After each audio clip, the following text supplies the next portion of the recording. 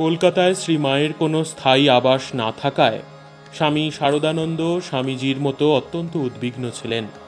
1908 খ্রিস্টাব্দের শেষ ভাগে নির্মিত বাগবাজারে উদ্বোধন কার্যালয় বা মায়ের বাড়ি তাঁর সেই সযত্ন লালিত অভিলাষের বাস্তব রূপ। কিন্তু এই নির্মাণ কার্যের জন্য তিনি গুরুতর আর্থিক বোঝার ভার সস্কন্ধে বহন করতেও দ্বিধা করেননি। পরে প্রসঙ্গে তিনি নিজেই একবার বলেছেন, যখন উদ্বোধনের বাড়ি হয় তখন 11,000 টাকা দেনা, ওই দেনা ঘাড়ে নিয়ে বাড়ি করা হলো, বিক্রি ইত্যাদি দ্বারা তা শোধ হয়েছিল।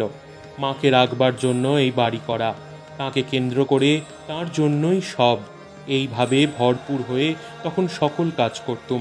কলকাতায় মায়ের জন্য বহু প্রত্যাশিত সংকল্পিত আবাস তৈরি হলেও 1909 আরম্ভকাল পর্যন্ত মাকে সেখানে অধিষ্ঠিত করার কোনো সুযোগ স্বামী শারদানন্দের সম্মুখে ছিল না। শারদানন্দ তাই অধীর হয়ে উঠেছিলেন, কেমন করে কি উপায় মাকে ওই নতুন বাড়িতে নিয়ে আসা যাবে। এমন একটি চিন্তায় যখন তিনি আকুল, ঠিক তখনই সহসা জয়রামবাটি থেকে মায়ের এক জরুরি পত্র এসে উপস্থিত। মা শারদানন্দকে অবিলম্বে জয়রামবাটি যেতে আহ্বান জানিয়েছেন। মা লিখেছিলেন, তার ভাইয়েরা বিষয় সম্পত্তি ভাগ করে পৃথক অন্য হতে চলেছে, তাই এই সময় শারদানন্দের উপস্থিতি সেখানে একান্ত প্রয়োজন। মায়ের মা শ্যামাসুন্দরী দেবীর লোকান্তর গমনের পরে কার্যত শ্রী শ্রী মা তাঁর ভাইদের সংসারে অভিভাবিকা স্বরূপই ছিলেন। অতএব তাঁদের এই সাংসারিক পরিস্থিতিতে মা খুব স্বাভাবিক কারণেই অস্বস্তি বোধ করছিলেন।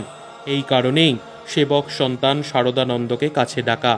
মাতৃভক্ত সন্তানও আর কাল বিলম্ব না করেই জয়রামবাটির উদ্দেশ্যে যাত্রা করেন 1909 খ্রিস্টাব্দের 23শে মার্চ। এই দিনটি স্মরণীয় এই কারণে যে বাস্তবিক শ্রী মায়ের ভারী হিসেবে স্বামী শারদানন্দের যাত্রা আরম্ভ হয়েছিল ওই তারিখ থেকেই, যে যাত্রার বিরতি ঘটেছিল স্বামী শারদানন্দের দেহযাত্রার পরিসমাপ্তিতে।